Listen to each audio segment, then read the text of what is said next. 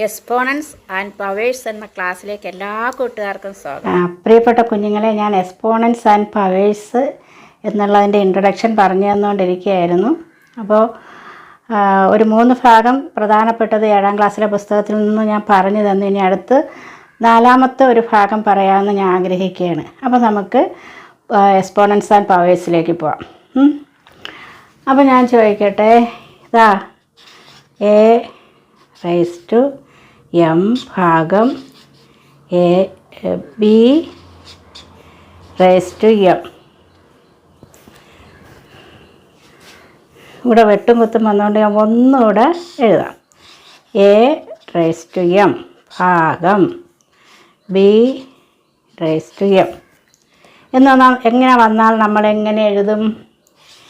A raise to M ഭാഗം B raise to M അല്ലേ? ഈ 2 ഭാഗത്തെ പവേഴ്സും ഒരേപോലെയാണെങ്കിൽ നമുക്കിതിനെ എങ്ങനെ എഴുതാം? എ ഭാഗം ബി റൈസ് ടു എം ഇങ്ങനെ എഴുതിക്കൂടെ?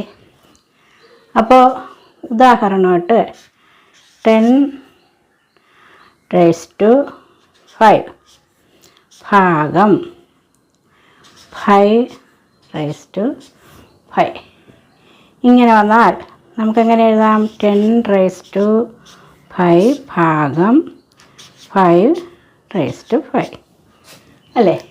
അപ്പോൾ ഇതിനെ ഒന്നുകൂടെ ചുരുക്കി നമുക്കെങ്ങനെ എഴുതാം? 10 ഭാഗം 5 എന്നിട്ട് ഹോൾ റൈസ് ടു 5. അപ്പോൾ നമുക്ക് അതിനിങ്ങനെ എഴുതാം. അപ്പോൾ എൻ്റെ കുഞ്ഞുങ്ങൾക്കിത് മനസ്സിലായല്ലോ.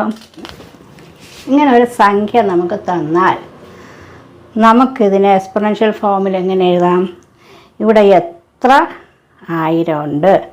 അപ്പോൾ 1ാമത്തെ സ്ഥാനത്തിന് 1, 2ാമത്തെ സ്ഥാനം 10, 3ാമത്തെ സ്ഥാനം 100, 4ാമത്തെ സ്ഥാനം 1000, 5ാമത്തെ സ്ഥാനം 10000.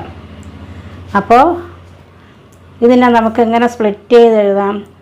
5 ഗുണം 10000. 1, 2, 3, 4 സ്ഥാനത്തിന് 4 0 കൊടുക്കാം ഇല്ലേ? അടുത്ത് 6 എത്രയാണ്? 1000. 6 ഗുണം 1000. ഇത് തമ്മിൽ നമുക്ക് കൂട്ടുമ്പോഴാണ് ഈ സംഖ്യകൾ കിട്ടുന്നത്. അടുത്തെത്ര? 4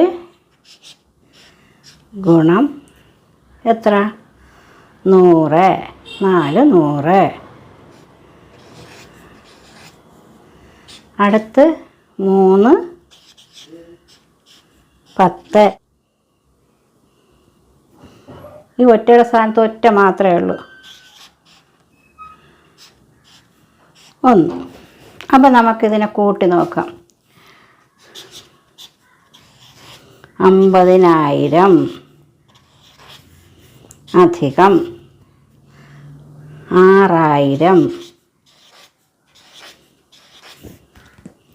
അടുത്ത് 4 100.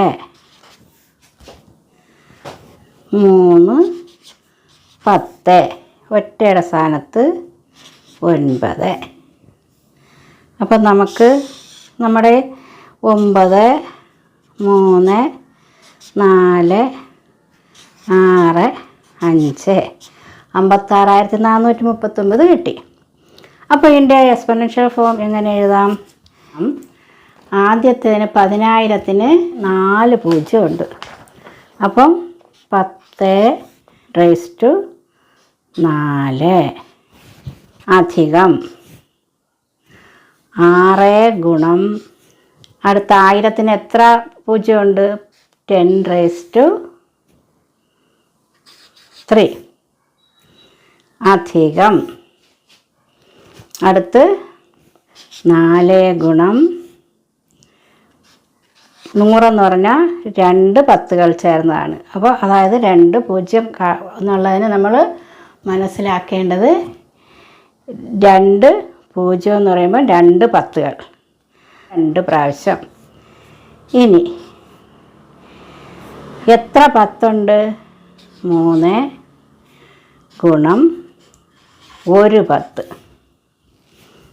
പ്ലസ് അടുത്ത് 9 ഗുണം എത്ര 10 ഉണ്ട്? 10⁻0. മനസ്സിലായല്ല? അപ്പോൾ 5 ഗുണം 10⁻4 എന്ന് പറഞ്ഞാൽ 5 ഗുണം 10 ഗുണം 10 ഗുണം 10 ഗുണം 10 എന്ന് പറഞ്ഞാൽ 10 ഗുണം 10 100, 100 ഗുണം 10 1000, 1000 ഗുണം 10 10000 ഗുണം 5 50000 പ്ലസ് 6 ഗുണം 10⁻3 10³ അപ്പം നമുക്ക് ഇതുപോലെ വിശദീകരിച്ചെഴുതാതെ മനസ്സിലാവുമല്ലോ. 6നൊപ്പം 10 ഗുണം 10 ഗുണം 10 അപ്പോൾ 1000, അപ്പോൾ 6000 പ്ലസ്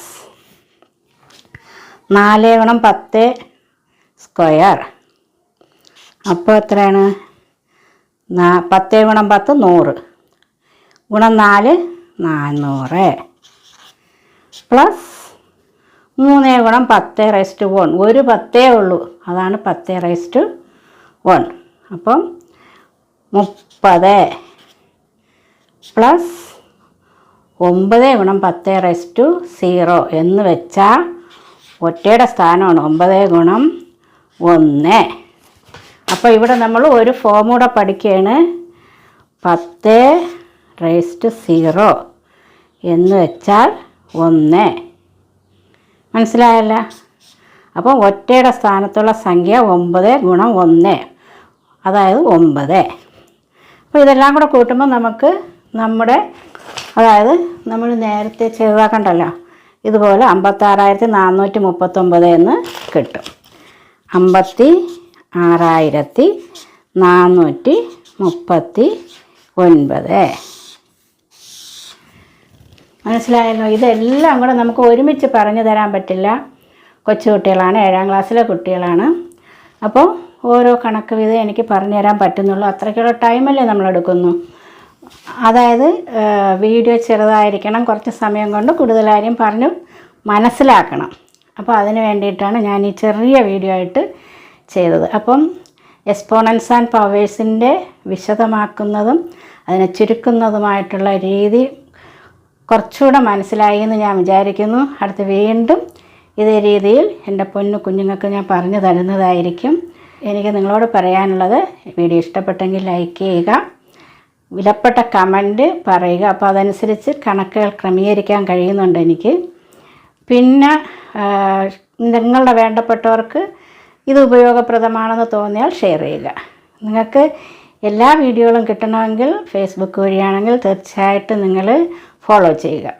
യൂട്യൂബ് വഴിയാണ് കാണുന്നതെങ്കിൽ നിങ്ങൾ സബ്സ്ക്രൈബ് ചെയ്യുന്നതോടൊപ്പം അതിനടുത്തുള്ള ബെല്ലൈക്കണം കൂടി അമർത്തേണ്ടെങ്കിലേ നോട്ടിഫിക്കേഷൻ കിട്ടുള്ളൂ. അപ്പോൾ എൻ്റെ കൊച്ചു കൂട്ടുകാർക്ക് എൻ്റെ സ്നേഹവന്ദനം.